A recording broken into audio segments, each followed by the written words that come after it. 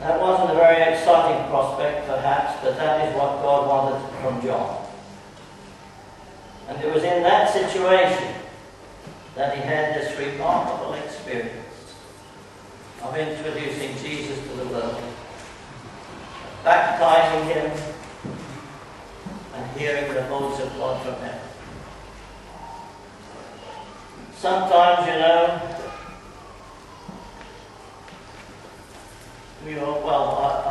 I think all of us at some time or another have a wilderness experience. Most of us perhaps are not called upon to do anything spectacular. Just ordinary people, ordinary men and women doing an ordinary job. But most of us at some time have a wilderness experience. You may be having a wilderness experience at the moment.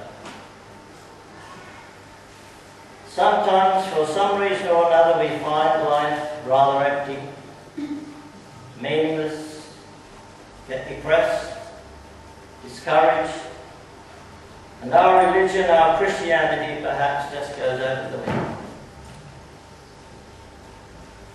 But I believe that God has something to show, that there is something there in that situation that is good. Something good and uplifting if only we had the eyes to see.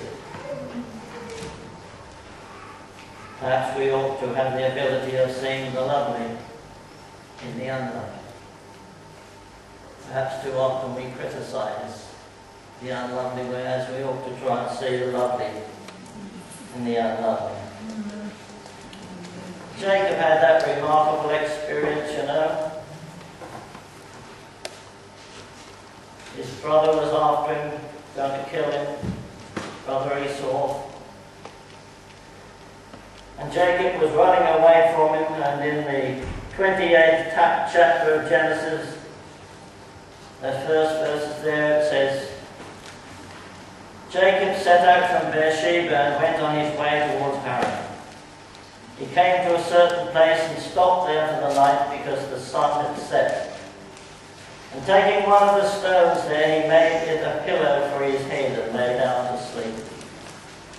He dreamt that he saw a ladder which rested on the ground with its top reaching to heaven.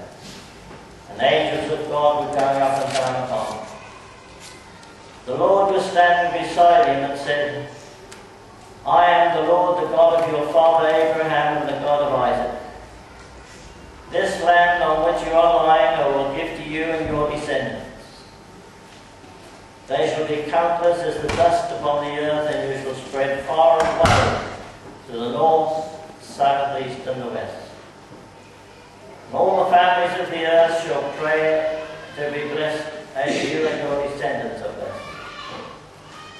I will be with you, and I will protect you wherever you go, and will bring you back to this land, for I will not leave you until I have done all that I have promised. Jacob woke from his sleep and said, Truly, the Lord is in this place, and I did not know it. And then he was afraid and said, How fearsome is this place! This is no other than the house of God, and the gate of heaven. I believe that each of us, when we have these wilderness experiences, it might make a difference if we could remember. That very experience is the gate of heaven. The angels of God are ministering spirits going from earth to heaven. If only we could see them.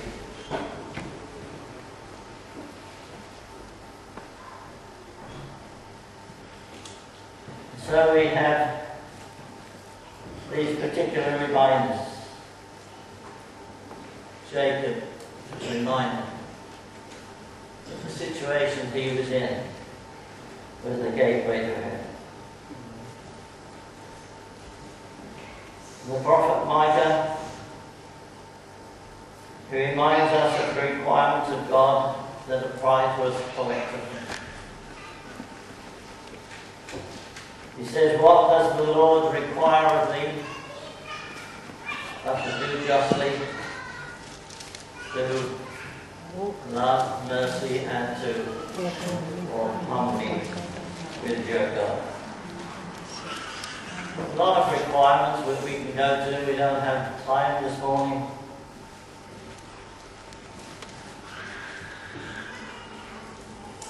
But we do well to conform in this way when we do, when we conform to all that God requires, we are as pleasing to God as anyone.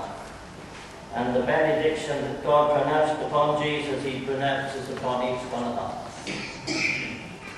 This is my beloved Son, my beloved daughter, on whom my favour rests. This is the short thought that should accompany us and occupy our minds as we go into each new day, each new week, each new experience. God's favour rests upon each one, and with that assurance we should be able to face the situations that come to us as we seek to do justly, to love mercy, and to walk humbly with God. The angel touched on the subject this morning. The disciples of Jesus didn't find it easy to walk humbly with God. We read that they argued among themselves as to who should be the greatest. I'm sure Jesus gave them a lesson in humility. He took that bowl of water and washed their feet. He said, if I, your Lord and teacher, have washed your feet, you ought also to wash one another's feet. Practice that we do in this church. And if you are visiting us this morning, we invite you to take part, or not as you wish. But we will separate now for the orders of humility. The ladies would go upstairs, gents to the side room. And I think that any lady who can't make the stairs for